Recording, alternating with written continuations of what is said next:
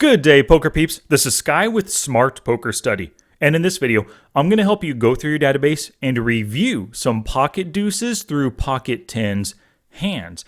Now, for my podcast called Daily Poker Tips Podcast, where I give a fresh tip every single day, for the month of August this year, I am doing a Q and August. So every daily tip is a question and my answer, or a question from an audience member along with my answer.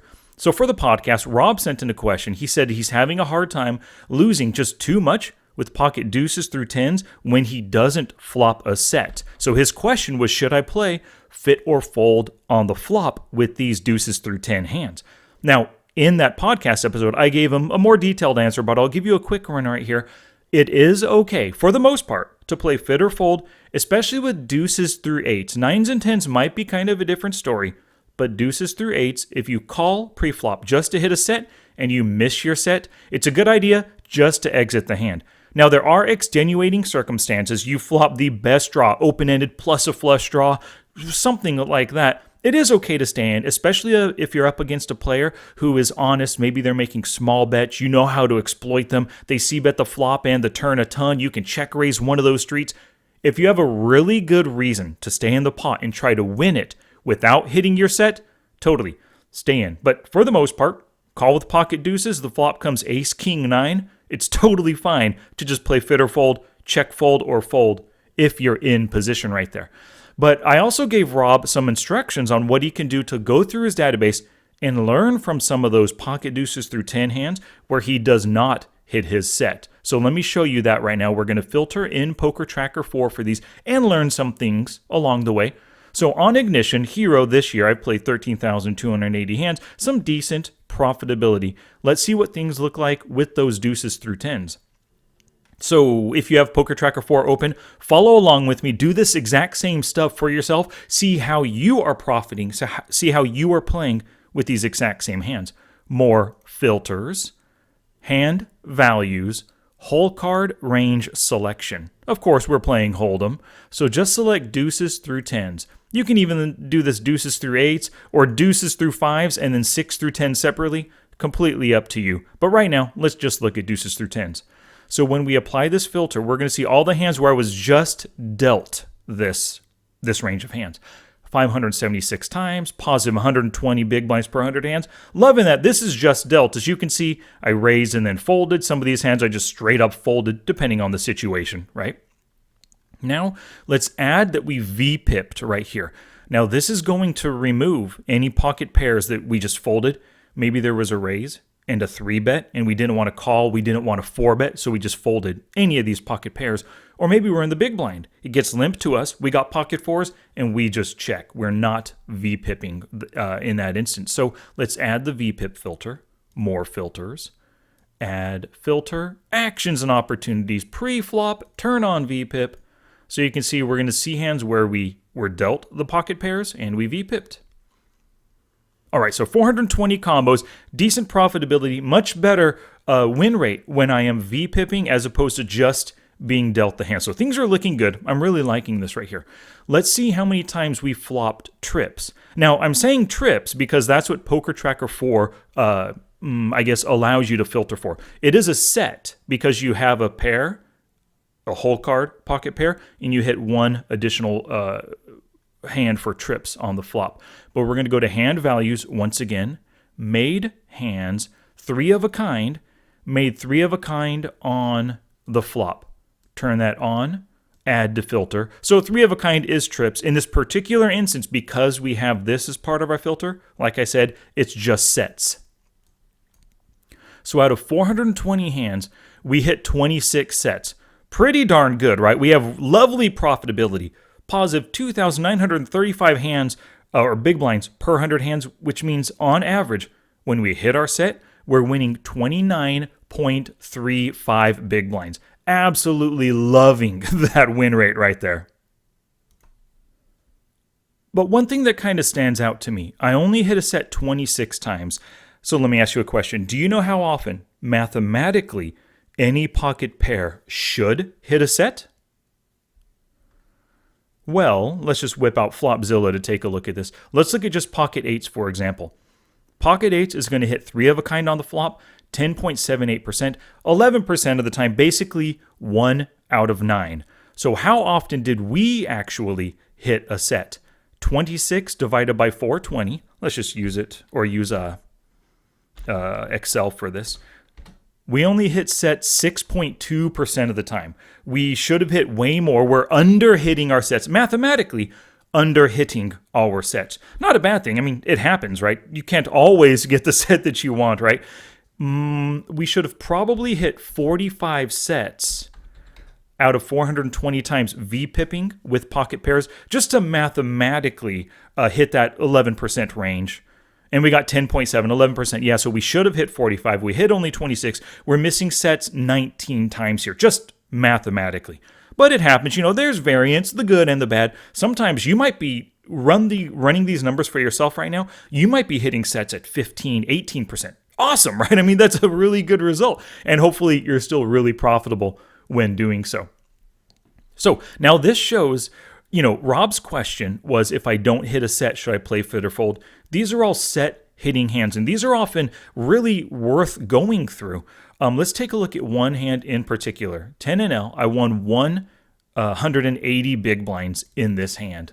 So one of the reasons why you would want to review winning hands is just to see what happened, what led to you winning so much. Did you potentially make any mistakes? Did you miss out on value? Or did you make max value in the hand, right?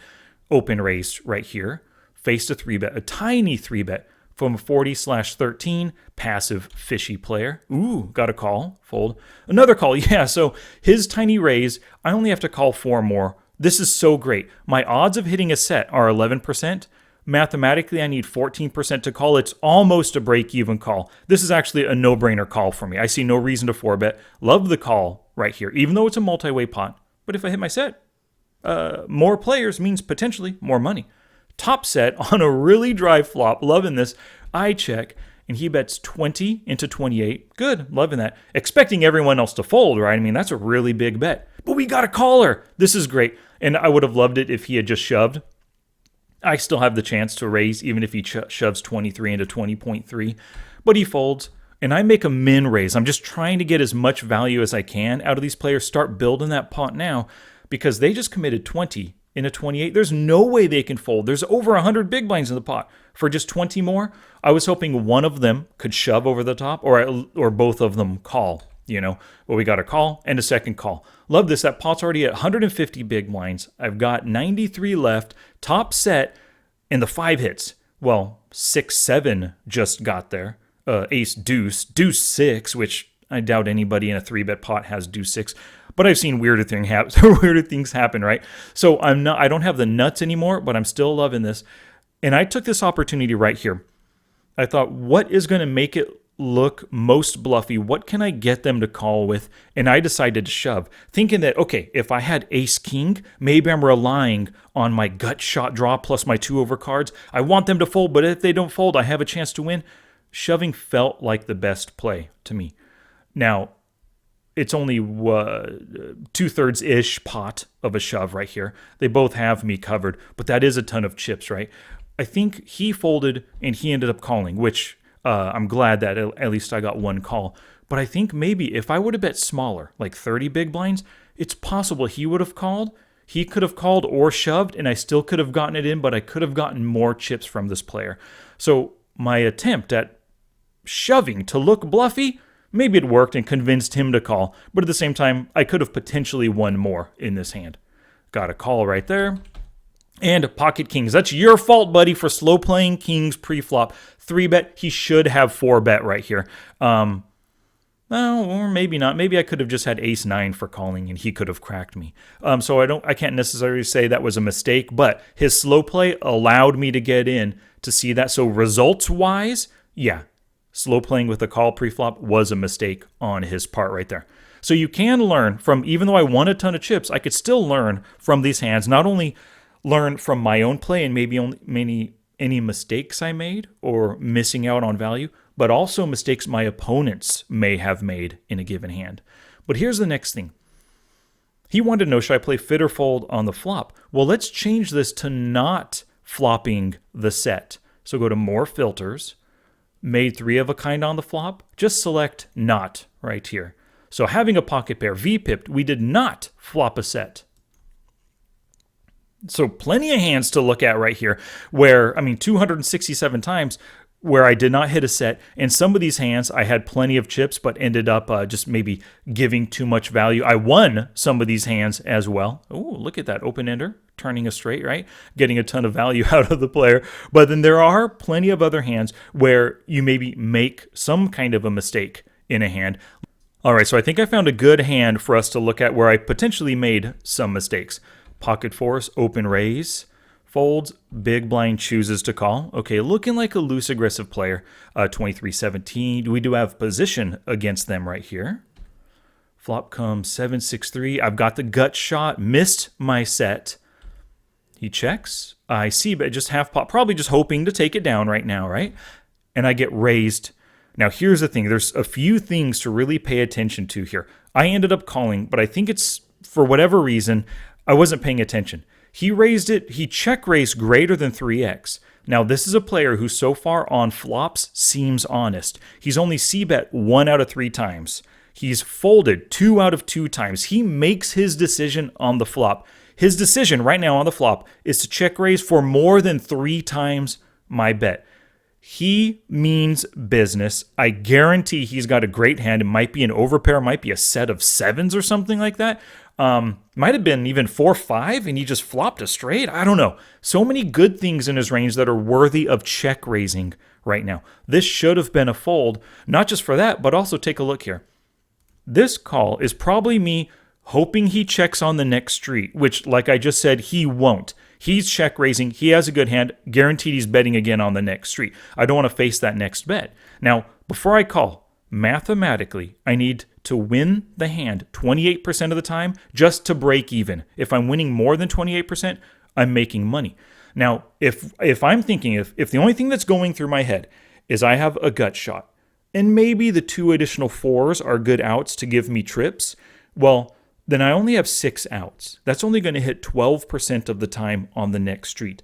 I should realize this player's not going to give up. It's going to be really hard for me to bluff him later, especially after calling. That pot's going to be 30, big blinds, 29.3. He only has 84.